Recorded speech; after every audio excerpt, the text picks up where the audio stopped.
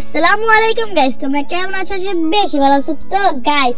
আজকে আমি তোমাদের দেখাবো কিভাবে তোমরা মজাদার বিরিয়ানি রান্না করবা। এই বিরিয়ানি বুড়ো থেকে জীবন সবারই পছন্দের একটা খাবার। আর এই বিরিয়ানি যদি আমরা বাইরে থেকে না কিনে যদি ঘরে বানাই তাহলে বিষয়টা কেমন? তো অনেক একটা ভালো বিষয়। আর এই বিরিয়ানি অনেকে রান্না করলে কিন্তু মজা হয় না। সো আজকে এই ভিডিওতে তোমাদের জন্য থাকছে ফুলি রেস্টুরেন্ট একটা বিরিয়ানি রান্নার রেসিপি। তো তোমরা কেউ ভিডিওটা মিস করবে না, পুরো ভিডিও দেখার চেষ্টা করো। যদি আমার ফেসবুক পেজে নতুন হতে ফলো দেবে, ইউটিউবে সাবস্ক্রাইব করে থাকবে। চলো ভিডিও শুরু করা যাক।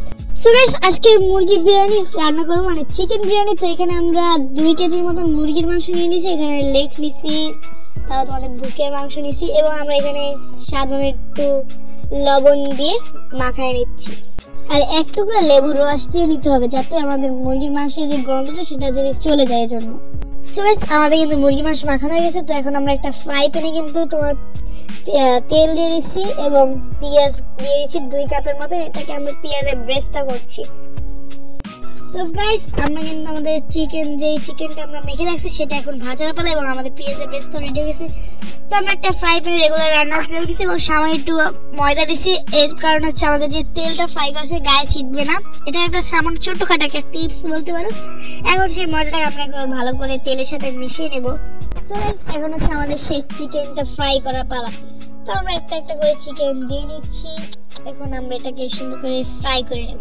আমাদের এটা সর্বোচ্চ গেলে 5 মিনিট ফ্রাই করলেই গাইস হবে, বেশিক্ষণ ফ্রাই করা লাগবে না। চলো গাইস, 5 মিনিট পরে দেখা হচ্ছে। সো গাইস, এখানে আমরা 2.5 মিনিট পরে কিন্তু এটা এদিক ওদিক করে নিচ্ছি আমাদের চিকেনটা ভাজার জন্য। মানে এক পাশ ভাজা হয়ে গেছে, আরেক পাশ আমরা আরো 2.5 মিনিট ভেজে নেব। তো অন্যদিকে কিন্তু আমাদের পেঁয়াজের ব্রেস্তা রেডি হয়ে গেছে। চলো গাইস, আমরা সেটাকে এখন উঠানো যাক।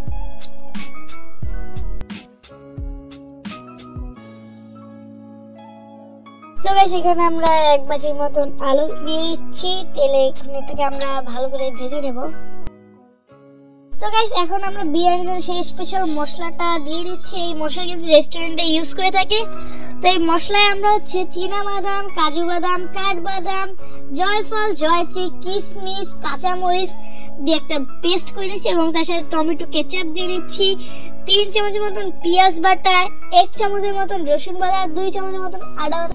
তো গাইস, এখন কিন্তু আমাদের কিন্তু মশলা রেডি হয়নি। এখন আমরা 1 চামচের মতন ধনের গুঁড়ো, 1 চামচের মতন জিরা গুঁড়ো, 2 চামচের মতন মরিচের গুঁড়ো এবং স্বাদ মতন লবণ এবং টক দই দিয়ে সুন্দর করে মেখে নেব, এবং তার সাথে 4 চামচ মতো রোস্টের মশলা দিয়ে দেবো।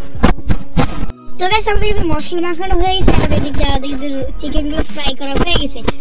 তো একটা একটা করে চিকেন আমরা কিন্তু আমাদের সেই বিখ্যাত সেই ভাইরাল মশলার সাথে মাখায় নেব,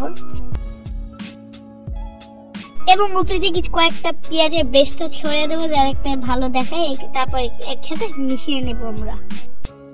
তো গাইস, আমরা যে আলুগুলো ভেজে নিয়েছি সেগুলো এখন একটা বাটিতে উঠায় নেব, এবং সেই একই তেলে আমরা কয়েকটা তেজপাতা নিয়ে নিচ্ছি।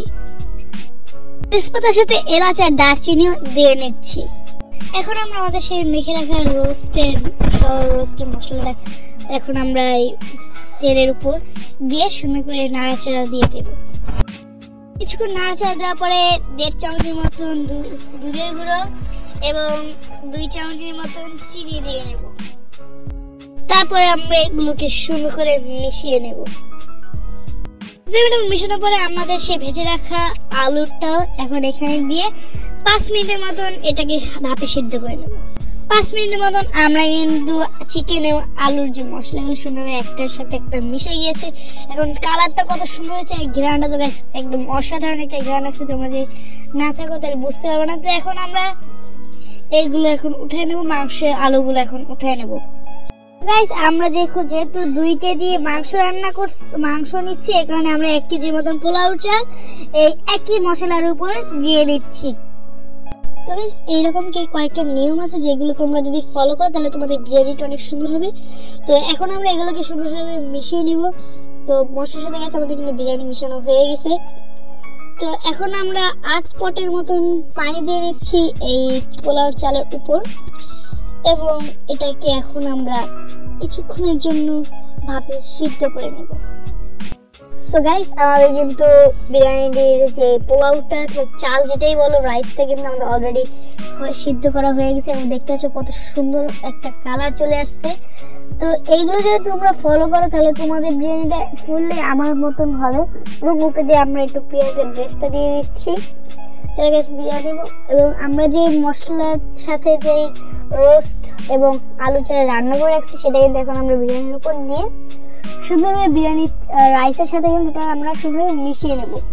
আর কাছে একটা কথা তোমরা অবশ্যই মনে রাখবা যে অল্প অল্প করেই কিন্তু তোমরা মাংস এবং আলুর যে মিশ্রণটা ওইটা দিবা এবং মিশিয়ে নিবা। এবং আমরা কিন্তু সামান্য একটু ঘি দিয়ে দিচ্ছি যাতে একটা মানে একদম মনে করো একটা রেস্টুরেন্টের মধ্যে ফুললে একটা স্বাদ আসে এবং গানটা যাতে অনেক সুন্দর আসে। এবং আমরা এরকম সুন্দর করে একইভাবে কিন্তু মেখে নেবো, ঠিক আছে? তো জাস্ট নেড়ে নিতে হবে, এটা তোমরা চুলার উপর রেখে নাহলে খুব ভালো হবে। তো গাইস আমাদের বিরিয়ানিটা কিন্তু রান্না করা হয়ে গেছে এবং দেখতে পাচ্ছ কত সুন্দর একটা কালার এবং মানে একদম ফুলে রেস্টুরেন্টের একটা বিরিয়ানি হয়েছে। তোমরা যদি এরকম সুন্দর সুন্দর রেসিপি রান্না করতে চাও তাহলে অবশ্যই আমার রোমান্না ফ্রেশ ফেসবুক পেজটা ফলো দিয়ে রাখবে এবং ইউটিউব চ্যানেল কিন্তু সাবস্ক্রাইব করতে ভুলতে পারো না। তো আমি কিন্তু তোমাদের মাঝে করে নতুন নতুন একটা করে রেসিপি নিয়ে হাজির হবো। তো ভালো থাকবা, সুস্থ থাকবা, আল্লাহ হাফেজ।